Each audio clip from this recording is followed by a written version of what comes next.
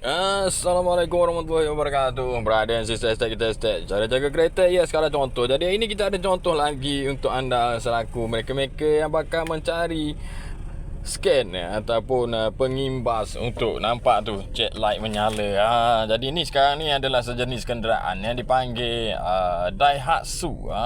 Daihatsu walaupun dia duduk pada produk Viva, tapi disebabkan dia dah berada di Malaysia, so dia jadilah Viva Mira.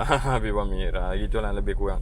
So cerita dia Mira tak Mira. Jadi kat sini kita nak cari dia punca kenapa check light dia tu sentiasa sangat menyala lah kan. So penggunaan benda ni sangat senang, tak sakit kepala. So dia ada dua cara untuk kita dapatkan kod tersebut. Sama ada anda menggunakan OBD ataupun menggunakan carian melalui kenderaan. Okay, so ni dia ada scan melalui kenderaan dan juga OBD. So kita guna yang ni disebabkan OBD tu tak dapat masuk. Okay, itu yang pentingnya ada dua benda tu. Dia boleh masuk ikut tu, dia boleh masuk ikut ni. So kita cuba kat sini Daihatsu, tuan-tuan dan puan-puan. Okay, so kita tunggulah dia punya proses kat situ. Okay, so dia ada diagnostik. So kita tunggu dia orang punya proses. Tan. So dia ada nama Mira. So kalau Mira kat sini tuan-tuan, banyak lah sangat cerita dia kan. 2013, 2010, 2006. So kat sini dia ada H18 lah, H24 lah. So aku pun tak pasti yang ni yang tahun berapa. Kalau ikut kat belakang dia tulis Mira, tapi paling senang buat carian adalah YRV lah. Yang tu yang paling senang. So kita cubalah ni tahun 2000 berapa, 2006 ke. So kita tengok dekat sini EF ada, KD ada, KJ ada. So EF, VE, so untuk nama blok kalau tak silap aku lah. Kalau tak silap aku lah kan. So rasanya EF kot. Gitu. So kita tengok EFI.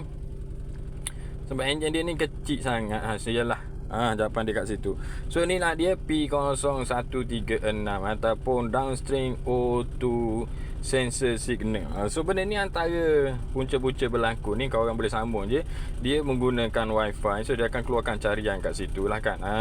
Dan yang ni kau fikir sendirilah punca kenapa dia tu. Yang penting kita boleh clearkan data dia. So are you sure? Yes lah.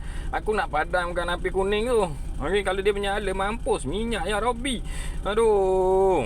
Okay, so bila kita dah padamkan, so dia akan hilang tuan-tuan dan puan-puan. So kena cari punca tadi kan. Jadi kat sini anda boleh juga baca dia punya ni lah, dia punya diagnosis flag ke benda ke, ikut pandang lah mau orang nak baca mana-mana pun.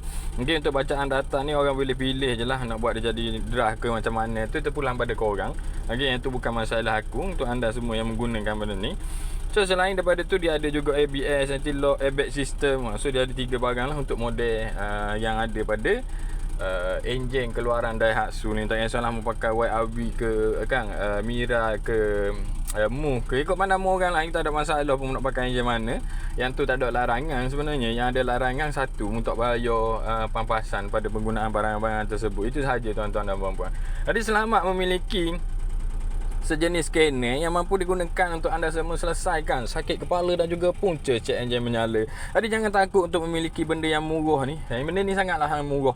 Jadi tak perlu lagi kita sakit kepala pasal benda yang mahal. So kita cari yang murah-murah dulu sebelum kita guna yang mahal-mahal. Baru yang seronok tuan-tuan dan puan-puan. Good luck brother and sister. Selamat menservis kenderaan anda dan selamat memiliki sebuah scanner yang mampu membuatkan anda hilang rasa sakit kepala disebabkan cek enjin yang menyala.